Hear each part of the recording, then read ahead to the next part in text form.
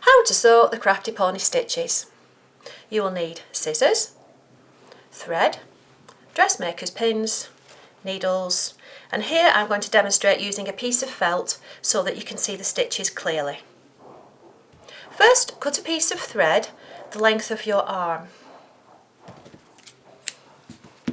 Put a knot in the end.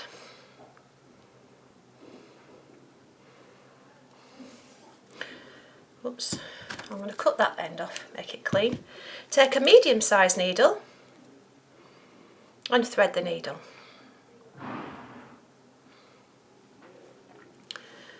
To start sewing, make 3 or 4 back stitches like this. Put the needle in and make 2 or 3 stitches in the same place. Oops, that will hold the end of the thread securely. Move them out of the way. This is back stitch. Put your needle in, pull it through, put the needle in, pull it through, and again. This makes quite a strong stitch. To make the stitch really strong, use a short stitch about 2 or 3 millimeters long. So there is back stitch. To finish, make 2 or 3 stitches like this in the same spot. Trim the end,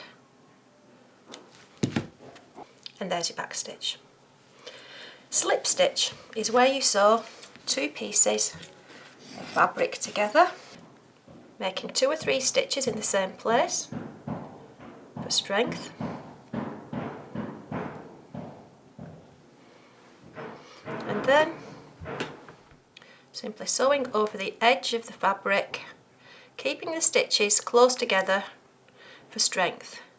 Now this is a stitch that you'll be using to sew on your pony's mouth and to sew on his feet. Okay, so this is slip stitch. And then put 3 or 4 stitches together in the same space to finish the sewing and trim it. So there's your slip stitch.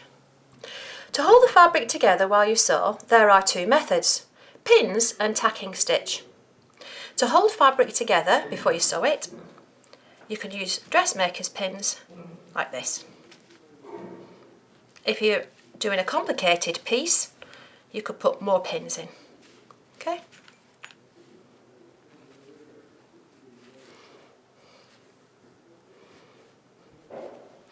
Take the pins out as you sew, then you don't prick yourself. The stitch I'm using now is a basic tacking stitch. It holds fabric together before you stitch it properly. The stitches are loose and long, about 5 millimeters.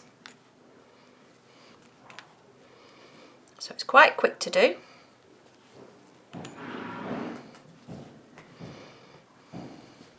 And just catch it at the end, just with 1 stitch. So that's basic tacking stitch.